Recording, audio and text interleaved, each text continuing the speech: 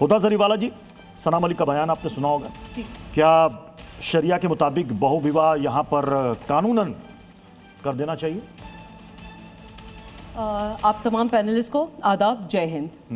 देखिए, जहाँ तक पॉलीगैमी का सवाल है, अगर इस्लामिक शरीयत के हिसाब से देखें और ये जिस टाइम पे लागू हुआ था उस कॉन्टेक्स्ट में देखिए, कुरान के हिसाब से उस वक्त जब ये शरीयत के हिसाब से मर्दों को 4 शादी और सिर्फ 4 पे उसको स्टॉप किया था, अलाउड इसलिए था क्योंकि आदमी उस वक्त वॉर पे जाते थे, जिहाद पे जाते थे, तो बहुत सारे इस तरह से वहाँ पे शहीद हो जाते थे। पीछे से उनकी जो घर की लेडीज़ है, जो ख्वातीन हैं, वो बच जाती थी। तो उसके लिए कि उनका कहीं पे सोसाइटी में कहीं मिसयूज ना हो, क्या गलत तरीके से उनका नाजायज फायदा ना उठाया जाए, इस सूरत हाल में उसको जायज किया था, पहली बात।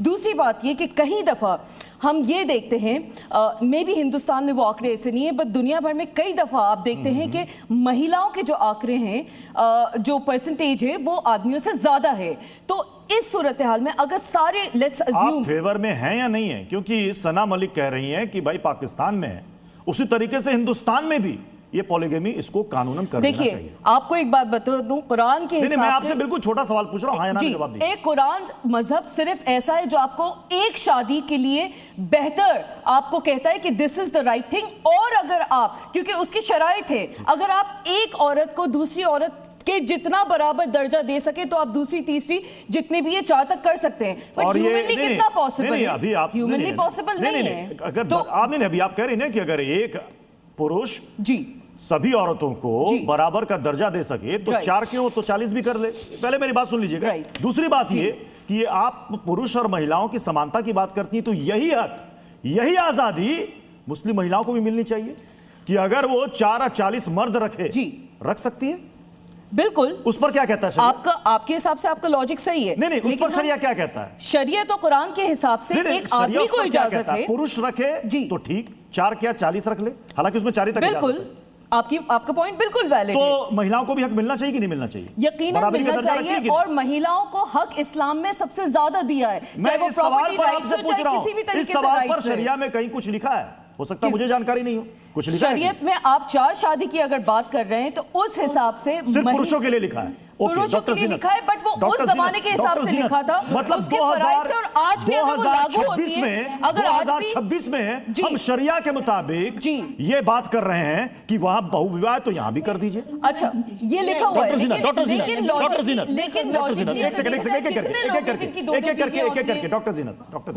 जैसे उन्होंने कहा है कि जो पाकिस्तान में शरिया कानून है वो यहाँ भी हिंदुस्तान में भी कर दिया जाए, तो मैं इसकी बिल्कुल खिलाफत हूँ। ऐसा बिल्कुल नहीं होना चाहिए, क्योंकि ये जो हमारा भारत देश है संविधान से चलेगा, ना कि शरिया से चलेगा। अब जैसे कि ये है कि जब एक पुरुष 4 शादी कर सकता है, तो ये है कि महिलाओं के लिए इसलिए पॉसिबल नहीं है कि जो आने वाले उनके बच्चे होंगे तो पता नहीं चल पाएगा कि ये किसका है। तो ये तो खैर एक तरीके से गलत है, ना इसका कुरान शरीफ में कोई, ना इस्लाम में, ना मजहब में कहीं नहीं आता है। पर हाँ, ये भी है कि जिस तरीके से कि पुरुष को भी इतना अधिकार नहीं मिलना चाहिए कि वो अपनी मनमानी कर सके, वो एक साथ 4 शादियां या 20 शादियां कर सके। वो कह रहे हैं कि अगर बराबर का दर्जा मिलता तो बिल्कुल बिल्कुल बिल्कुल, लेकिन बराबर का दर्जा आप बताइए लॉजिकली पॉसिबल कैसे है? आज के टाइम पे आप 2 बच्चों में फर्क कर जाते हैं कई दफा, तो आप 2 बीवियों में कैसे इत्तेफाक रख सकते हैं?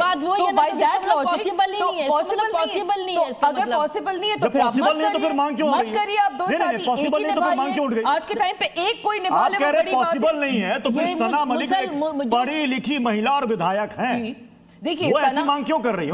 उनको समझ में नहीं आ रहा। देखिए, सना मलिक के जो अपने बयान है, उनके व्यक्तिगत बयान है, इस्लाम का उसका कॉन्टेक्स्ट आपको बता रही हूं कि इस्लाम में शरीयत जायज है, यस। क्या लोग उसको एग्जीक्यूट कर पाते हैं? वो भी तो शरिया को ही कोट कर रही हैं, वो कह रही है शरिया इजाजत देता है, तो क्या दिक्कत है? इजाजत देता है, बट एप्लीकेबल कितना है? साया जी ने बोला है, सबसे पहले उन्होंने जो विधानसभा में वहां पे खड़े होके बोला, एक मुस्लिम महिला के तौर पे बोला है, उन्होंने एक व्यक्तिगत बोला है, ये कह सकते हैं, क्योंकि विधानसभा में ये होना ही नहीं चाहिए। मुद्दे और भी बहुत है देश में। किस कॉन्टेक्स्ट में बोला?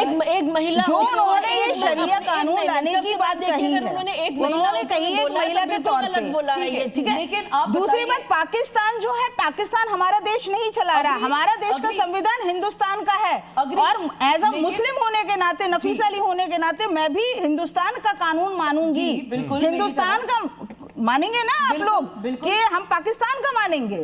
उन्होंने कहा पाकिस्तान में उन्होंने पाकिस्तान का मुद्दा ही नहीं लाना चाहिए, नहीं लाना चाहिए, नहीं लाना चाहिए, उनको बात ही नहीं करना चाहिए। कॉन्टेक्स्ट में बात करें तो नहीं, जैसे जैसे और भी पार्टी के लोग बोलते हैं कि आप पाकिस्तान चली जाओ, तो मैं तो खुद मुस्लिम होने के नाते बोलती हूँ कि वो तो पाकिस्तान में जाए। कॉन्टेक्स्ट वहां की बात का जिक्र ही नहीं कर रही हूँ, उनका पाकिस्तान वाला कॉन्टेक्स्ट आप वहां के असेंबली में आप मुद्दे उठाइए, वहां के असेंबली में मुद्दे उठाइए। आई एग्री, बात शरीयत की कर ले। क्या हमारे शरीयत में, आप ये बताइए, हमारे शरीयत में अगर आदमियों को, शौहर को जी 4 बीवियां रखने का कानून दिया है, किसने दिया है? कुरान ने दिया, कुरान ने दिया है।